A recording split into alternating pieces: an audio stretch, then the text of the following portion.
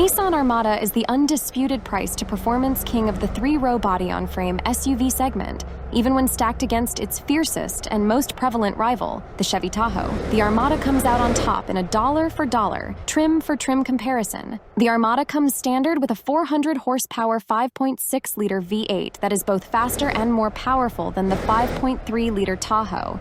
It can also tow more than any Tahoe, including the optional 6.2-liter V8, without the need for an optional tow package. It even has a modernized independent double wishbone rear suspension.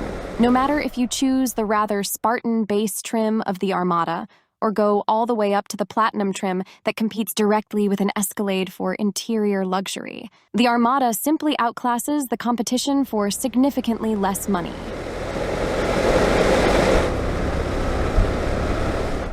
This is a Tahoe killer, and I'm calling it a Tahoe killer because that's the volume seller in this segment. Trim for trim, this is several $1,000s cheaper. Four-wheel drive costs $3,000 more on the Tahoe. It costs $3,000 more here.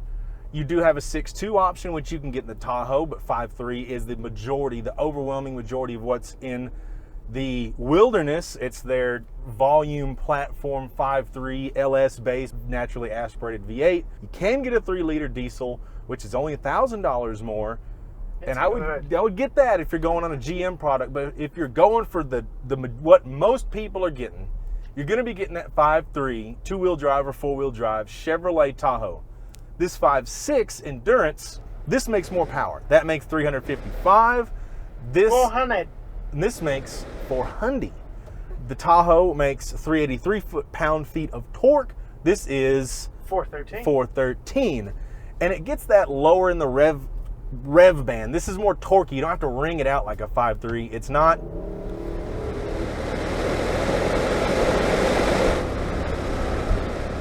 And it just keeps pulling and pulling. It shifts quick. The 7-speed transmission in this really is great. I wish it had the 9-speed out of the Titan. The 9-speed's better, but this 7-speed is just fine.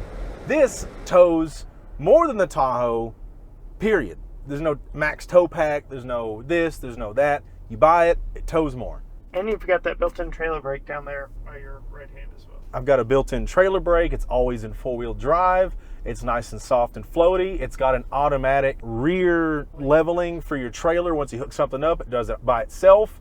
Don't need to buy a trailer pack for that. It just comes with it. It's got a bigger screen as far as total screen size. It's got captain seats, a center console for the second row. It's got a lot of stuff. Yeah, so this is an older platform. It is a little old school in its approach. I am going to talk a little about the engine while we're still kind of on that topic, because no engine start-stop in this in traffic. So when you're driving, the engine's just on. It doesn't turn off on you, which is spectacular in this. And it makes sense on a body-on-frame 3-row. You're not going to be, this is not a fuel economy car. Just leave the thing on so my seat coolers and AC can run. And speaking of AC, as we pivot to the luxuries back here in the back, I have ceiling mounted vents here in the second row and back in the third row. I have got reclining captain's chairs back here so I can get supremely comfortable and angle it back just a little bit. Center console here with wood, plastic wood. I don't really know if it's real. I'm not a big fan of the shiny glossy plastic, but my bet is it's fake. We've got a couple cup holders here. Deep center console here, more storage up front here. Like, you can hide some contraband back here, that's for sure. These seats tilt and tumble forward, and you can climb back into that third row, which is fairly comfortable for real adults because this thing has an independent rear suspension, which the volume seller in the segment, Chevy Tahoe, didn't get till very recently.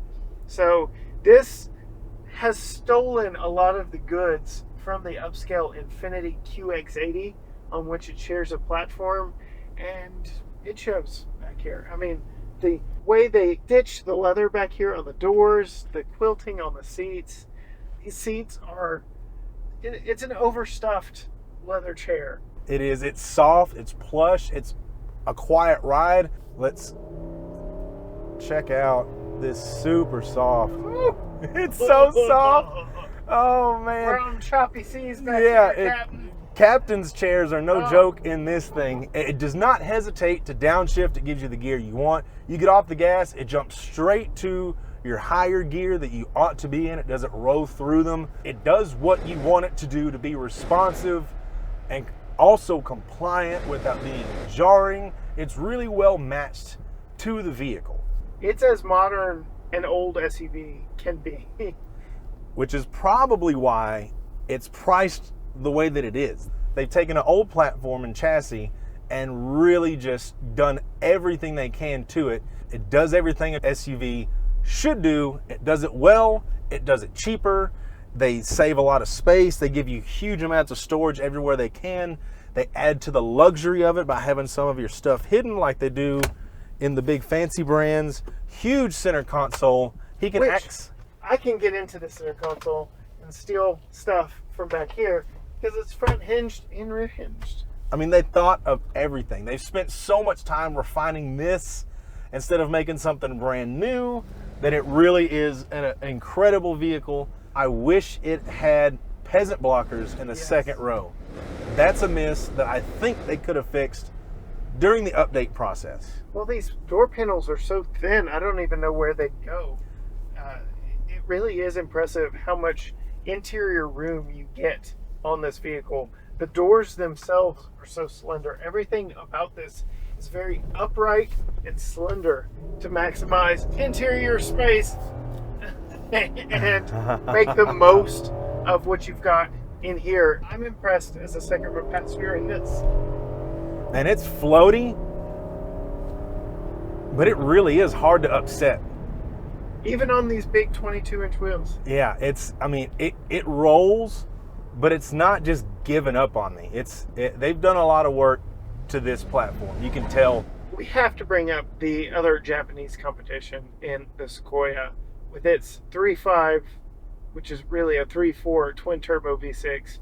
Makes more power, gets slightly better fuel economy, but I don't feel it's as good a platform as this. They had to make compromises to make room for the battery, so the third seat sucks. The rear storage sucks.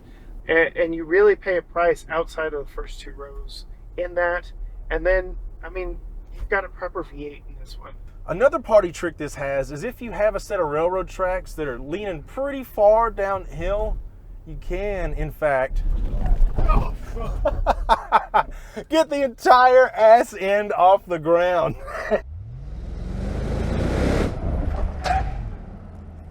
Very fun, very well put together, very well priced, great size, great outfitting. It really doesn't do anything wrong. There's nothing that would keep me from buying this. There's a lot that if Nissan had more marketing budget to push this, there's a lot that would bring buyers into this vehicle, but there's just not a lot of eyeballs on it, and that's why there's not many buyers. It's a travesty because this thing is incredible, and especially for the pricing. It's not good in spite of the pricing. It's already good, and it's cheaper. This Nissan Armada is a testament to the fact that just because a platform is old does not mean that the vehicle is out of the race, because this is by far the undisputed price to performance king when it comes to body on frame 3-row SUVs.